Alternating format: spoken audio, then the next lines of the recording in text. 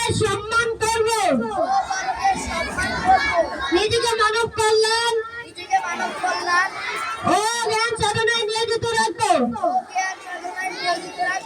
সর্বদা সত্যকে সত্য ও মিথ্যাকে মিথ্যা বলবো। আমি আরো শপথ করছি যে মাদ্রাসার সকল নিয়ম কানুন মেনে চলবো,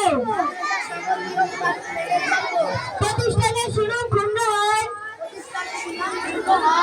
এমন কাজ থেকে নিজেকে বিরত রাখবো। লাখো শহীদের রক্তের বিনিময়ে অর্জিত বাংলাদেশের স্বাধীনতা জীবন দিয়ে হলো সার্বভৌমত্ব জীবন দিয়ে হলো রক্ষা করবো। হে আল্লাহ